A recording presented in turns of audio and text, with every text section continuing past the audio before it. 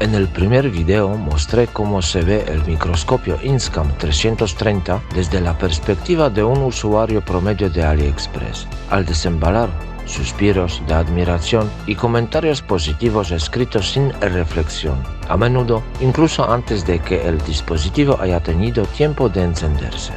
Lamentablemente o afortunadamente no soy parte de este grupo. Primero un análisis detallado del producto, luego una opinión.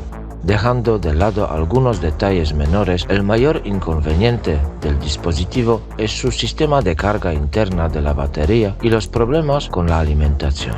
No son pequeños detalles, sino un pilar fundamental de la alimentación. Pero antes de entrar en detalles, es importante mencionar mi intento de contactar con el fabricante. Inocentemente asumí que sería como con las empresas europeas. Alguien respondería, tal vez ayudarían, les importaría la usabilidad del producto. Qué equivocado estaba. Después de enviar un correo con una descripción del problema sobre la selección de idioma en el menú, el fabricante realmente respondió y, atención, incluso envió un video instructivo. Un pequeño milagro. Lamentablemente, tan pronto como le mostré cómo su producto se comporta en la realidad, el contacto se interrumpió más rápido que la esperanza de calidad en este diseño. Vale, el tema del menú es una tontería, pero el problema con la carga y la alimentación, eso es un asunto serio. La primera señal preocupante apareció tras apenas unos días de uso. La batería se descargó bastante rápido, pero los problemas reales comenzaron al intentar cargar la batería dentro del microscopio. Quiero destacar que el fabricante recomienda usar un cargador de 5 voltios 1 amperio. Desgraciadamente, ese tipo de cargador es lo mínimo necesario, pero eso lo explicaré más adelante. A pesar de usar un buen cargador de 5 voltios 2 amperios y dejar el dispositivo conectado toda la noche, el microscopio, incluso funcionando con el cargador enchufado, simplemente dejaba de funcionar tras unos pocos minutos.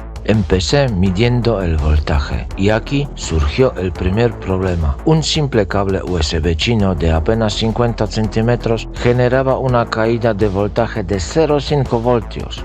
Sí, medio voltio en medio metro. Ya no hablamos de mala calidad, esto es una burla a la ingeniería. Al cambiarlo por un cable decente de marca, el problema de alimentación se resolvió de inmediato. ¿Quién lo habría imaginado? Total, un cable es solo un cable, ¿o no? El siguiente paso fue diagnosticar el problema de la carga. Al mirar la placa PCB, observé una gran cantidad de componentes imposibles de identificar. No hay documentación ni hojas de datos y el chip principal tiene las marcas borradas. Una clásica cortina de humo china. Tal vez el fabricante usa un chip sin licencia o quizás simplemente no quiere que sepamos qué hay realmente dentro. En cualquier caso, cualquier intento de reparación se vuelve inútil y las posibles modificaciones desproporcionadamente costosas. Por suerte, hay un chip cerca del conector de la batería con la referencia CJ4056. Pero, ¿qué es eso exactamente? Busquemos en internet. Resulta que es una copia más barata, digamos inspirada del popular TP4056. Y el TP4056, bueno, en sí mismo ya es una copia del LTC 4056 de Linear Technology. Resumiendo, una copia del original. Cloneception. La tercera generación de un circuito replicado, sin rastro de licencia ni vergüenza. Felicitaciones, China, habéis creado algo que en un laboratorio llamarían una mutación controlada y en el mundo de electrónica simplemente basura. Menos mal que no se dedican a la genética y no intentan clonar dinosaurios, porque las consecuencias serían como con el murciélago de Wuhan. Vaya lío que causó en el mundo. Pero volvamos a la verificación de nuestro circuito. Al revisar la documentación del CJ4056 queda claro rápidamente que el fabricante optó por el camino más fácil.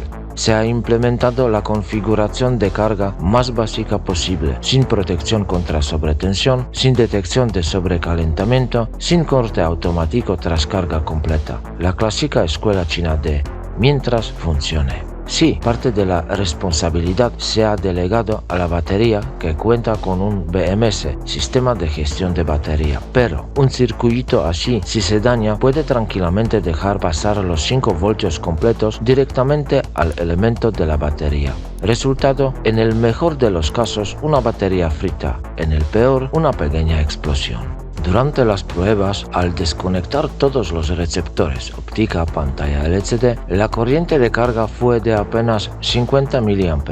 Al volver a conectar la pantalla, nada cambió, excepto que la batería comenzó a descargar rápidamente los restos de voltaje, intentando mantener el sistema en funcionamiento. Y aquí una observación importante. Las pruebas iniciales mostraban que el microscopio no funcionaba sin la batería. Sin embargo, tras reemplazar el CJ4056 por un TP4056, la situación cambió y el dispositivo funcionó correctamente incluso sin la batería. Debo señalar que estaba tan concentrado en las pruebas que olvidé grabarlas. Por lo tanto, estas observaciones pueden considerarse subjetivas, pero el cambio del circuito de carga realmente mejoró el comportamiento del dispositivo. Según la documentación técnica, el voltaje máximo que puede entregar el TP4056 es de 4,21 voltios, lo cual es ideal y seguro para todas las baterías Li-ion y especialmente para las LiPo. Dado que el circuito cuesta apenas 7 centavos y el pedido mínimo suele ser de 10 unidades, decidí comprar 20. Gracias a esto, tuve la oportunidad de montar rápidamente un cargador idéntico y al mismo tiempo entender y probar su funcionamiento real, especialmente considerando que el chip proviene de la misma serie de producción, por lo que podemos descartar completamente cualquier error de medición. El número mínimo de componentes adicionales hace que por unos pocos céntimos se puede crear un cargador automático. Pero el mayor problema resultaron ser los condensadores cerámicos de 10 microfarados, imposibles de encontrar en placas de dispositivos dañados. Incluso en la placa de alimentación de un televisor de plasma, el condensador cerámico más grande era de solo 1 microfarad. Solo una vieja tarjeta gráfica vino al rescate, ya que en estos dispositivos los condensadores cerámicos de mayor capacidad, incluidos los de 10 microfarados, son más comunes. Después de montar el circuito, llegó el momento de las pruebas. Para los primeros ensayos utilicé baterías recicladas provenientes de una batería dañada de una aspiradora inalámbrica de Lidl, otra estrella de la tecnología moderna. Tengo 6 de estas celdas, así que es una excelente oportunidad para comprobar el rendimiento, la velocidad de carga y las capacidades del TP4056 y de paso la condición de las propias baterías. Las baterías estaban completamente descargadas y habían estado guardadas en una estantería durante casi 3 años. Prácticamente 5 de las 6 unidades mantenían un voltaje de apenas 225 milivoltios, lo que indica una agonía total. El cargador inicia el proceso de carga en modo trickle charge, es decir, con una corriente mínima equivalente a 1/10 de valor máximo programado por la resistencia PROC, que en mi caso es de 1,20 kiloohmios. En esta configuración, la corriente se sitúa entre 85 y 98 mA, dependiendo del estado individual de cada batería. Esta corriente se mantiene hasta que el voltaje alcanza un valor entre 2,93 a 2,97 voltios. Posteriormente, el circuito incrementa la corriente hasta aproximadamente 850-970 mA en modo de corriente constante, mientras el voltaje sube rápidamente hasta unos 3,25 voltios. Este proceso dura varios minutos, tras lo cual el TP4056 reduce progresivamente la corriente hasta que el voltaje alcanza los 4,2 voltios. En ese momento, la corriente de carga se estabiliza en unos 90-95 mA. Las pruebas con cada una de las baterías ofrecieron resultados similares. El voltaje máximo de carga registrado fue de 4,21 voltios. Cabe destacar que el TP4056 no es precisamente un prodigio de velocidad en sus configuraciones estándar. El tiempo de carga desde 0 voltios hasta 2,9 fue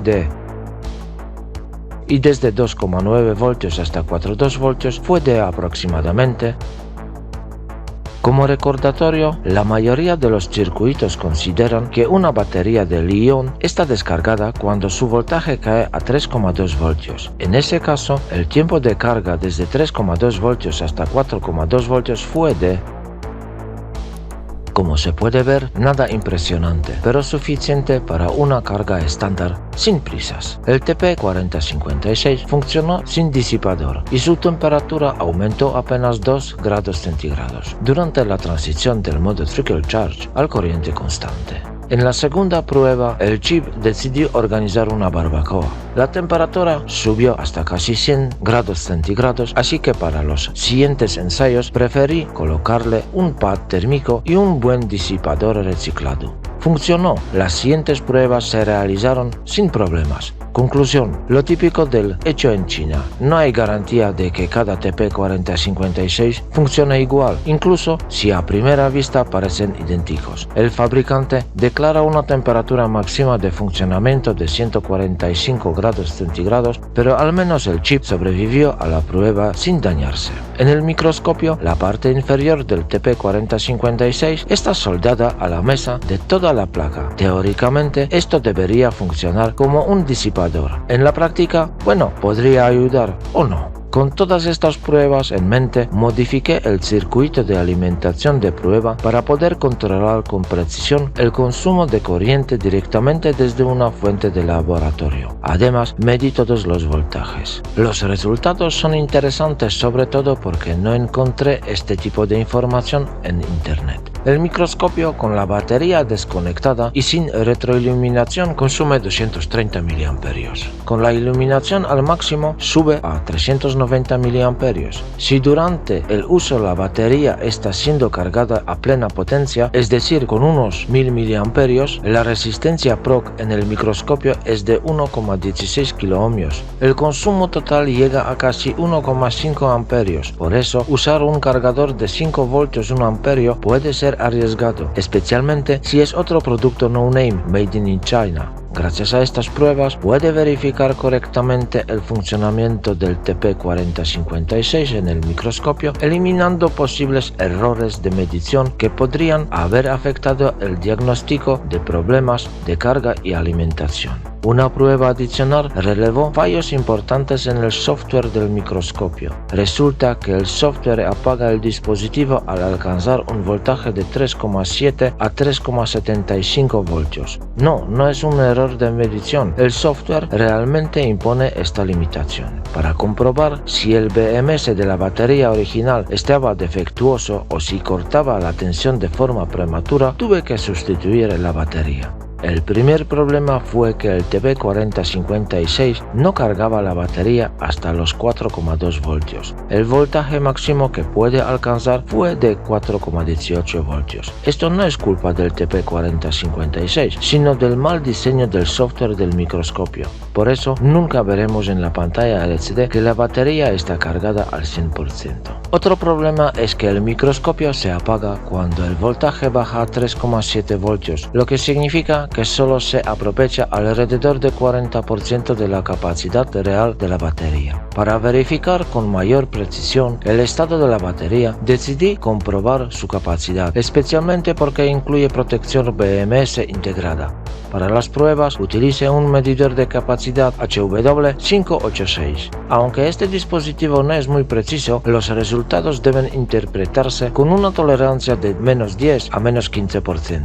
Cabe destacar que hacer una prueba precisa con una batería que incluye BMS es particularmente difícil. Aún así, decidí realizarla para recopilar la mayor cantidad de información posible. La primera prueba consistió en descargar la batería hasta 3,9 voltios y se realizó con éxito. Después de alcanzar ese voltaje, la batería aún mostraba tensión en los terminales. La siguiente prueba fue configurar la descarga hasta 2,9 voltios, pero el proceso se detuvo a llegar a 3,7 voltios. En ese momento, al medir la tensión en la batería, el voltaje fue de exactamente 0,0 voltios, lo que indica que el microscopio se apaga a ese mismo nivel. casualidad, decidí hacer otra prueba, nuevamente con el límite de descarga a 2,9 voltios. Esta vez la batería efectivamente bajó momentáneamente hasta 2,9 voltios, mostrando una capacidad cercana a los 2000 mAh, descontando la tolerancia del 15%, aproximadamente 1700 mAh.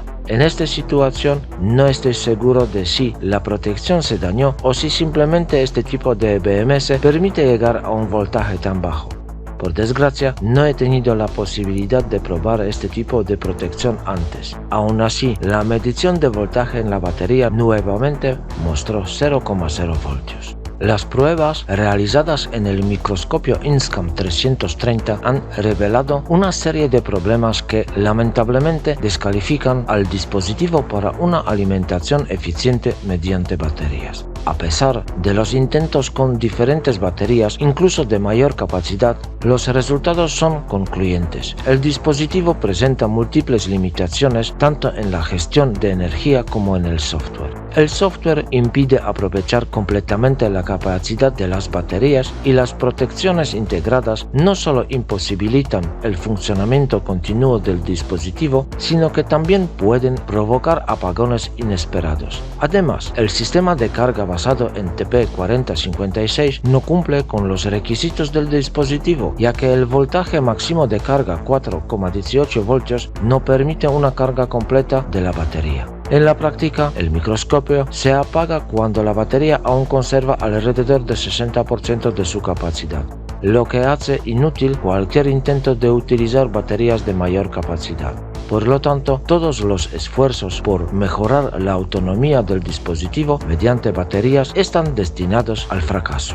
Todos estos problemas indican que, a pesar de los intentos de adaptar el dispositivo para funcionar con baterías, el microscopio Inscam 330 está condenado a permanecer conectado a un cable, especialmente si se planea trabajar más de 2 horas con la iluminación activa.